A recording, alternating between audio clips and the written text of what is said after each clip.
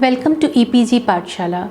I'm Professor Shushmita Basu Majumdar from the Department of Ancient Indian History and Culture, University of Calcutta.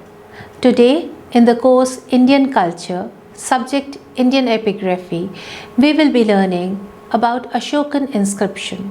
This module is Ashokan inscriptions and overview. As all of you are aware, that Ashokan inscriptions are the earliest inscriptions of India which are deciphered and which can be read. So before this, we have the inscriptions from the Indus Valley or from the Harappan civilization, but they are still undeciphered. So the deciphered inscriptions of India, which are among the earliest ones, are the Ashokan inscriptions. These inscriptions have been found from Afghanistan to Karnataka and from Odisha to Kalsi in Rajasthan. So we will be learning about the Ashokan inscriptions. But before that, we have to know what are the major works on the Ashokan inscriptions. So first, one has to go through the major works like Corpus Inscriptionum Indicarum Volume 1, which was published in 1925 by Ehols. Then we have other inscriptions which were published after 1925.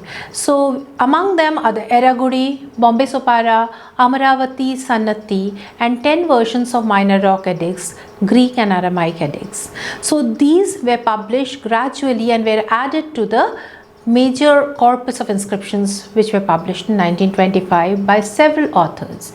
So then we have A.C. Woolner's Ashoka Text and Glossary, followed by R.G. Bashak's Ashokan Edicts 1959, D.C. Sarkar's Inscriptions of Ashoka 1967. Later, D.C. Sarkar also added Ashokan Studies in 1979, which have the minor inscriptions of Ashoka. So the major focus is on minor inscriptions.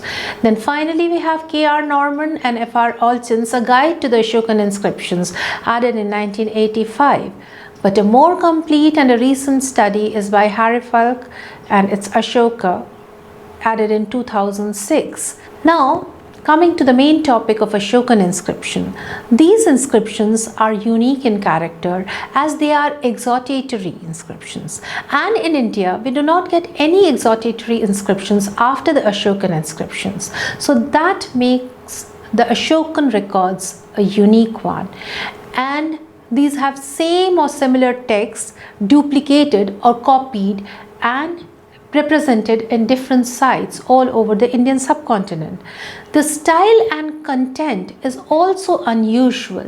You have the proclamation of emperor's moral and religious sentiments. As I've already mentioned, these are exhortatory in character, and in these inscriptions you have use of multiple languages, multiple dialects and scripts. Multilingual strategy might have been derived from the Achaemenid model. So when we look at the Ashokan inscriptions in a broader context, they can be divided into two major categories. One is the rock edicts and the others are the pillar edicts.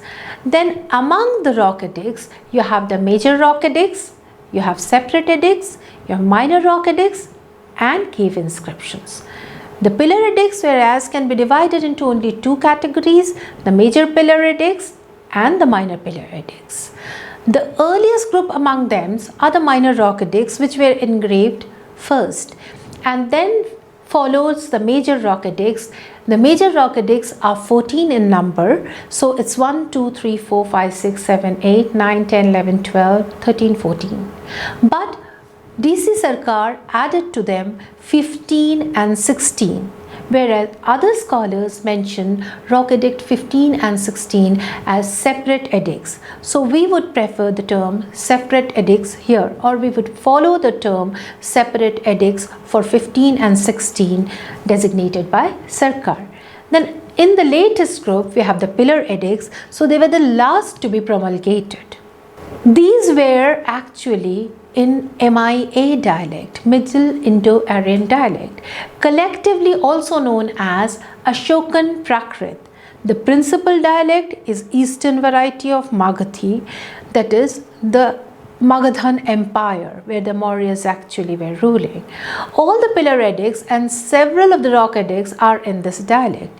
Use of the Western dialect can be seen at Girnar, use of the Northwestern, that is Gandhari Prakrit in the Northwest, and non-Indian languages like Greek and Aramaic were also used in the Northwestern territories where people only understood Greek and Aramaic. So Ashoka followed a kind of a policy wherein edicts were actually inscribed in the language, in the dialect which the people understood. So we have regional varieties. And when we go, the distribution of Ashokan major rock edicts are from Shahbazgarhi and Manchera in Pakistan, Kalsi in Dehradun, Girnar in Junakar, that is Gujarat, Bombay Sopara, which is actually a fragment and which only has major rock edict 8 and 9. Rest of them are absent. So actually we might have lost the rest of them. And finally we have at Eragudi, which is in Andhra Pradesh or Kurnool district. So these are the places from where major edicts have been reported. The minor rock edicts, as I have already mentioned, are among the earliest edicts to be promulgated by Ashoka. And the content of the minor rock edicts is very interesting because these actually mention about the zeal of the emperor towards the propagation of Buddhism. And this is after a tour, a religious pilgrimage tour which he had taken. He now mentions about his religious zeal, and he says that it is 2.5 years that he has been very zealous now, and before this he had not been doing much to propagate Buddhism. So we have got these minor rock edicts from all over the subcontinent excepting Northwest. So from North India to South India, we have 18 sites from where these inscriptions have been reported. All the 18 sites have been displayed here, and you can see that among these 18 sites, 9 of them are from the Southern Territory, which is very interesting. It means that more than 9, almost 10 of them, it's the major portion is from the Southern Territory. And another very interesting thing is that the minor rock edicts are 2 in number, minor rock edict 1 and minor rock edict 2. The minor rock edict 2 is an addendum to the minor rock edict 1, and it is only for the Southern Territory. This has not been found from the northern part of the subcontinent. Among the minor rock edicts, we also have another unique edict from Bairat, and this is from Rajasthan and now preserved in the Asiatic Society, Kolkata. Here Ashoka directly addresses the Buddhist community or the Sangha, and he recommends 7 texts which the community should actually study. So this is again a very interesting fact that the emperor is actually recommending 7 texts for the study of the Buddhist Sangha. Then among the cave inscriptions, you have 3 cave inscriptions by Ashoka, and these are in Bihar, Jehanabad district, the Barabar caves, and these caves are beautifully polished caves and donated by Ashoka to the Ajivika monks. And here you find that there are 4 caves in this whole complex of Barabar, but out of them only 3 caves have inscriptions, whereas the 4th one, that is the Lomash Rishi cave, does not have any donative record. And similar caves are also found on the Nagarjuni hill, which are very close by, but here the inscriptions are by Dasharatha, that is the grandson of Ashoka, and he also donated to the Ajivika monks. Something which is very interesting is that in the Barabar cave inscriptions, the word Ajivika has been erased. So this might have been done later on by someone who was not in favor of the Ajivikas. Next we have the pillar edicts. The pillar edicts have been reported from Delhi Topra, Delhi Meerut, Lauria Araraj, Lauria Nandangarh, Rampurva and Allahabad Kosam pillar. The words Delhi Topra and Delhi Meerut are very interesting because from Meerut and from Topra, the pillars have been moved to Delhi. So we will come to this topic a little later. Among the pillar edicts, the 7th pillar edict is the longest one. The 7th pillar edict which is, let us discuss the Delhi Topra Edict, which is the longest Ashokan inscription. It summarizes and restates the contents of all the other pillar edicts, and to some extent those of the major rock edicts as well. So as I have already mentioned that the pillar edicts were the last to be promulgated, so you almost get the summary of all the inscriptions of Ashoka, all the major inscriptions of Ashoka in the 7th pillar edict. The Ashokan pillar at Kosam, that is Allahabad pillar, Allahabad Kosam pillar of Ashoka, is again another very interesting inscription. In addition to the 6 principal edicts, it consists of 2 other brief additional inscriptions. One is known as the Queen's Edict, where the gift of king's second queen, Dutiyae Deviye, is mentioned. So it's a donative record of the queen. And then another one is the Schism Edict, which is addressed to the Mahamatras at Kosambi, which refers to the punishment to be inflicted on monks or nuns who cause schism within the Buddhist Sangha. So the emperor actually is antagonized by the kind of schisms which are happening within the monastery, and he is actually warning and also saying that the monks and the nuns can be punished, which is again very, very important and interesting. So the minor pillar edicts are 5 in number. As I had already mentioned, that the pillar edicts can be divided into 2 categories, the major pillar edicts and minor pillar edicts. The minor pillar edicts are 5 in number, and they have been reported from Sanchi, Sarnath, Nigali Sagar or Niglihava in Nepal, Rumindei or Lumbini in Nepal, and a fragment from Amaravati. So it also contains similar but more extensive texts on banishment of schismatics from Sanchi and Sarnath. At Sarnath, there is an additional note on the king's order for the preservation and propagation of the order itself. Nigali Sagar, which is in Nepal, is very interesting site. Here we have a record of king's visit to the site on the 20th year post coronation, but actually it speaks about the king's donation to the Kanakamana Stupa at Nigali Sagar or the Nigali Hava, and the king did not visit in the 14th year. So the donation was made, but he visited in the 20th year when he visited Lumbini. So it also shows that the Ashoka actually travelled to Nepal in 20th year. And the Lumbini pillar is very interesting because here it celebrates the birthplace of Buddha.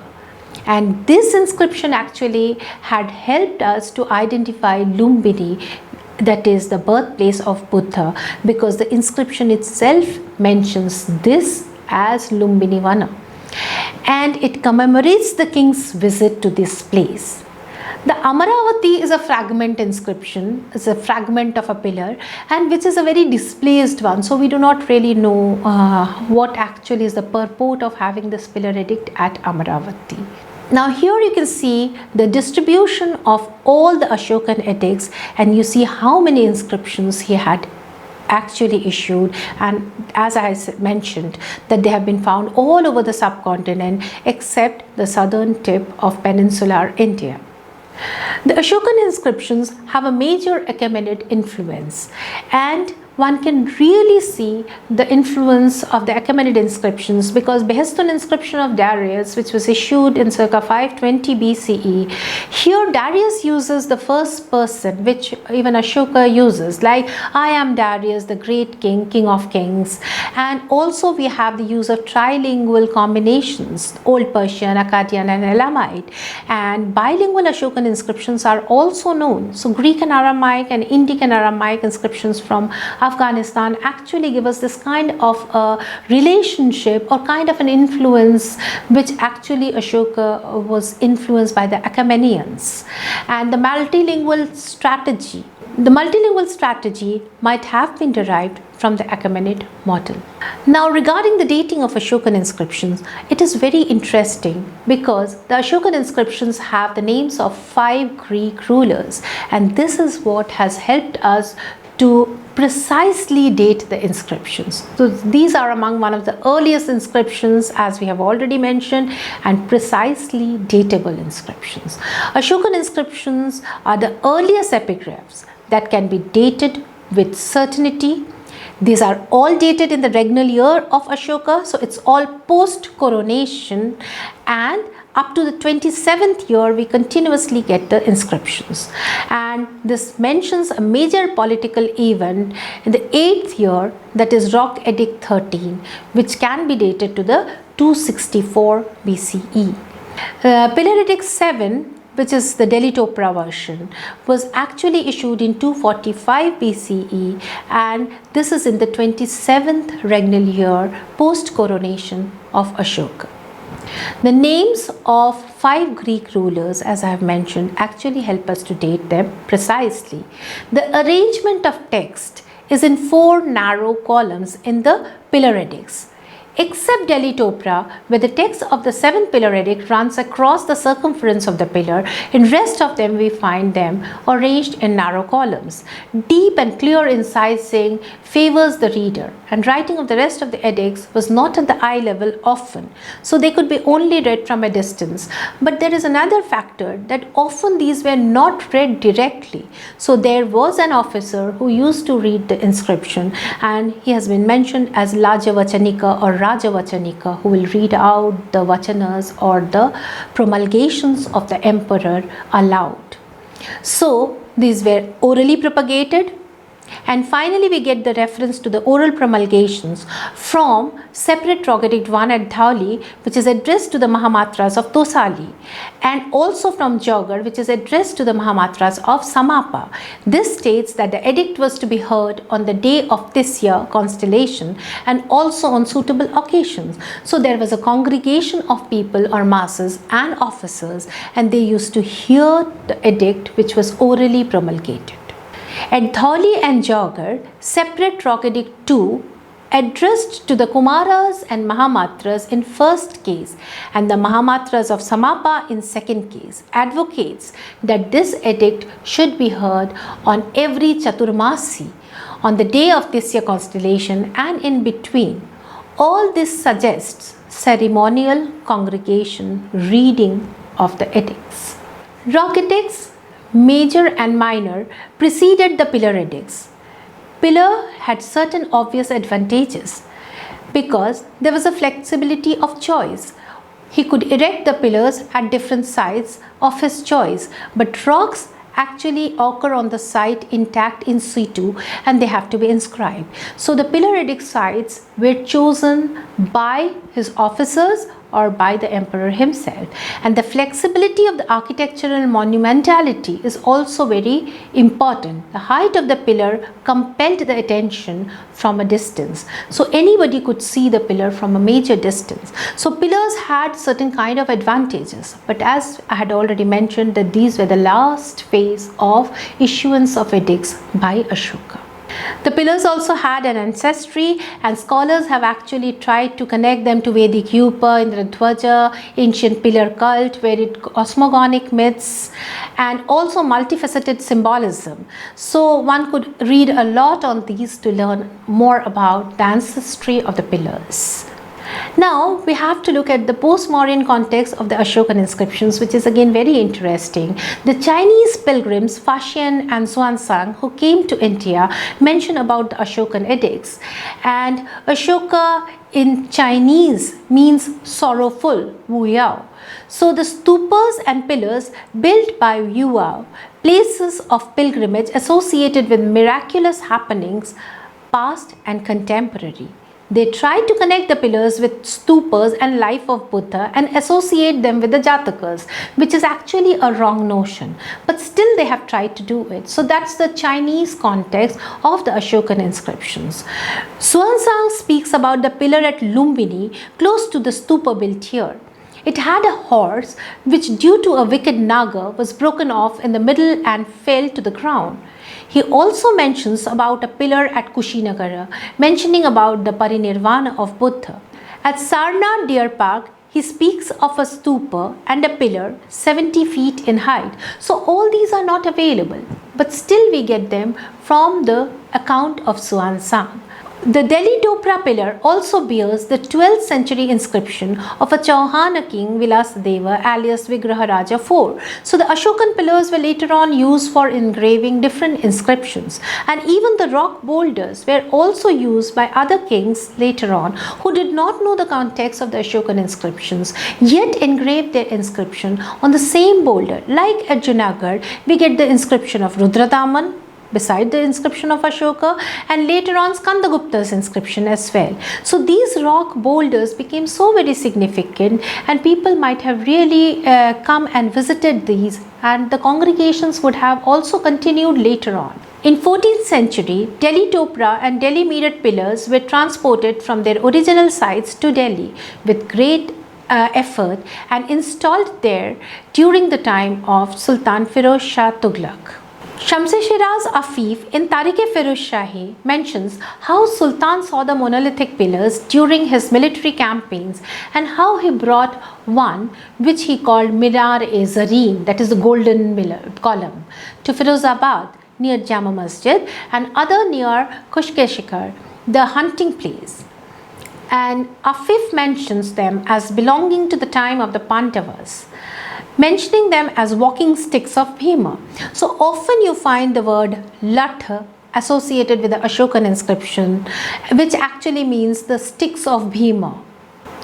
So about removing the columns also, we get different kind of stories which are also very, very interesting. People from the village were requested to bring silk and cotton cloth, and the ground near the pillar was actually cleared, and the pillar gradually fell on this, and it was encased with reed and straw, and it was moved gradually on 42 wheels to the banks of the Yamuna, and the ruler himself came here to pay homage to the pillar, and it was safely transported via Yamuna to the place, that is Delhi.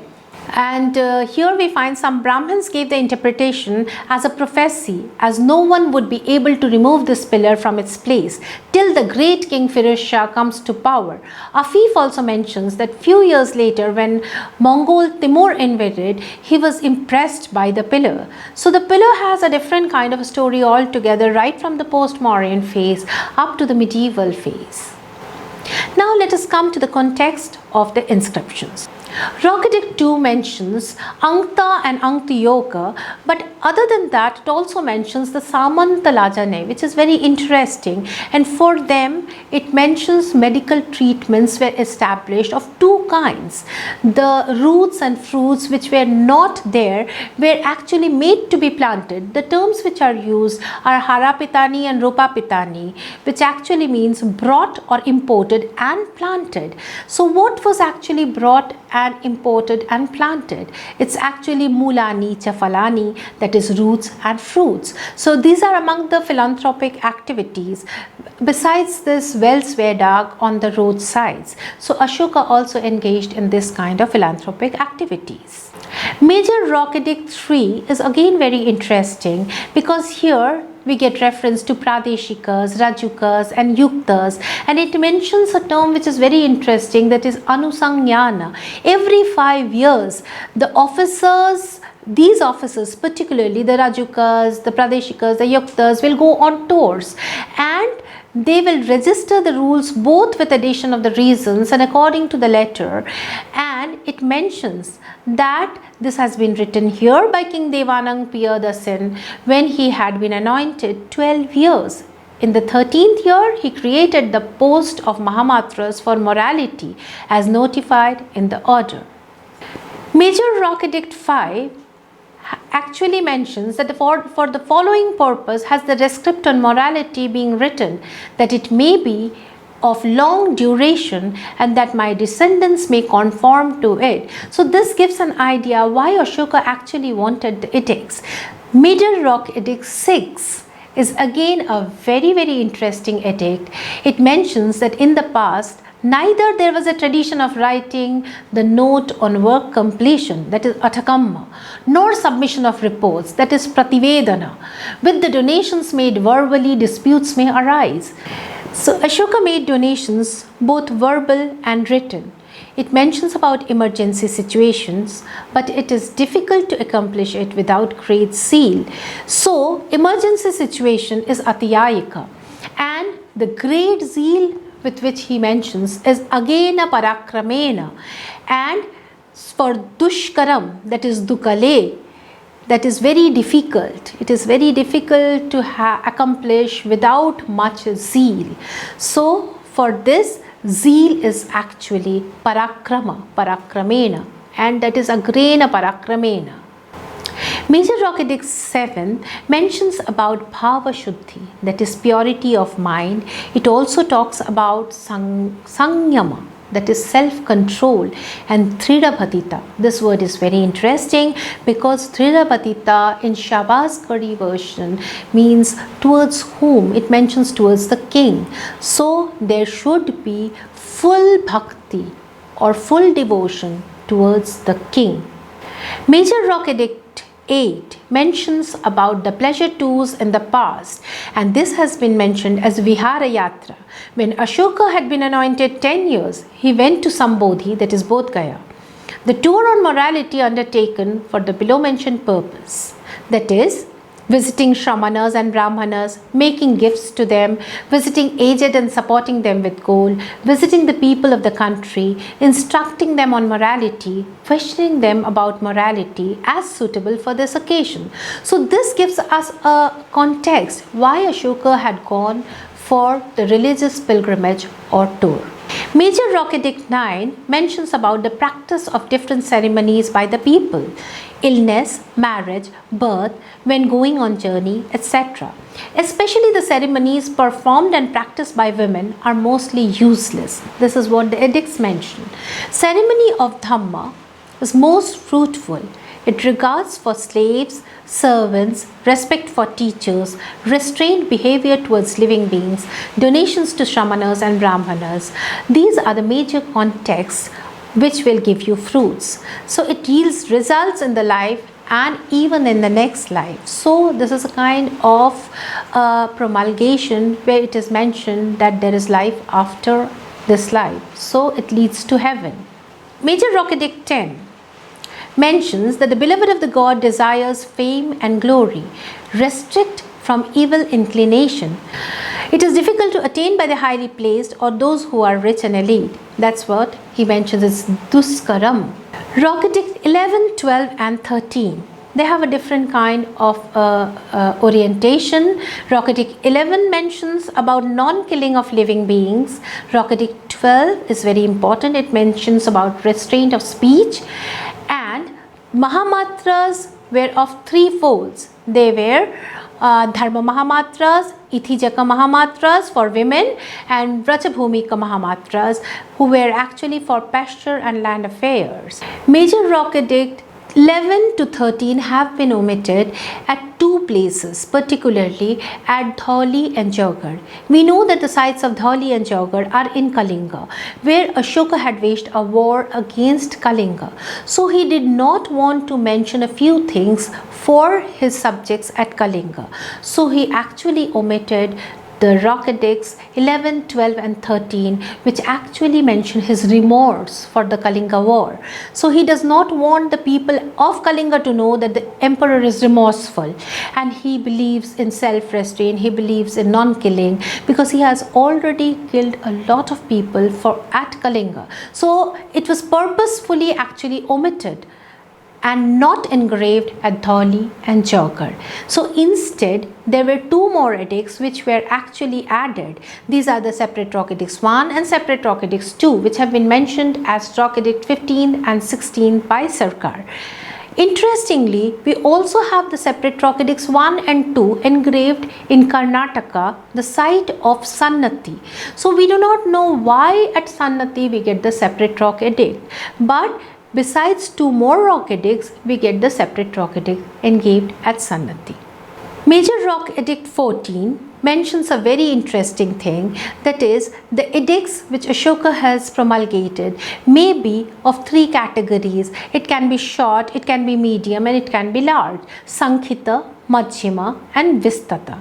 So usually we think that these are major edicts, minor edicts and different types of edicts. But when you analyze the minor rock edicts, you find that the versions, that is the text of the inscriptions, are long, short and medium. So probably this is a reference to the length of the inscriptions which were actually managed or manipulated according to the need of the site. And it also mentions about Mahalakehi Vijitam. So for the first time for the territory we do not find the term like Jambudvipa. It mentions the territory as Mahalake. It's a large territory.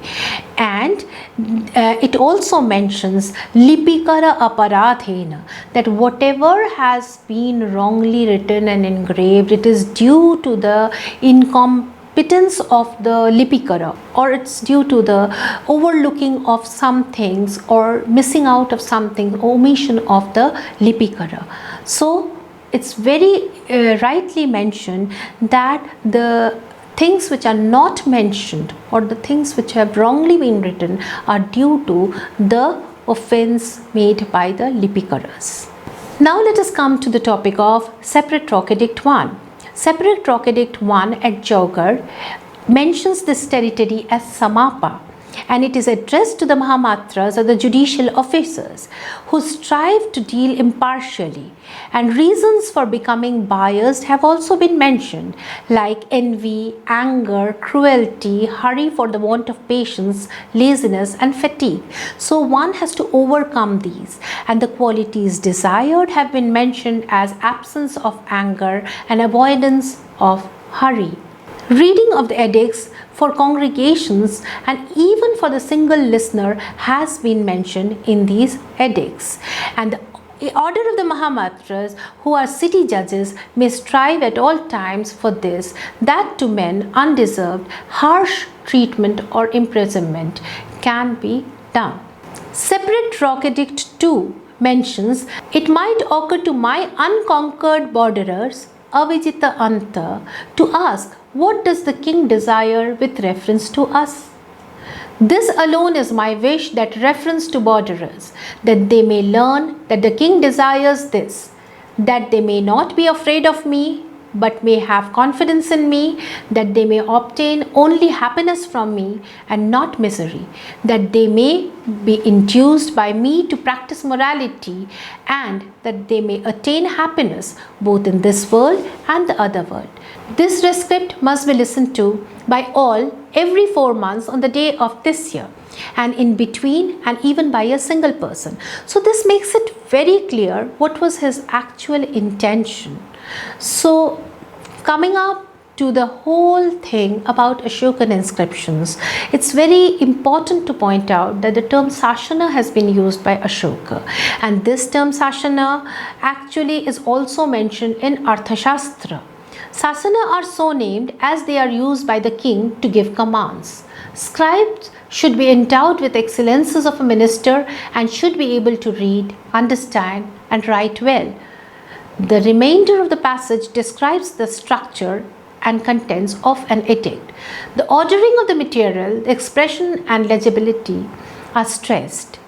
From this passage, it is clear that writing played an important role in the life and work of the king and his government. Rajasashana, whenever there arose a dispute in context of legal documents, Rajasashana is used as a precedence.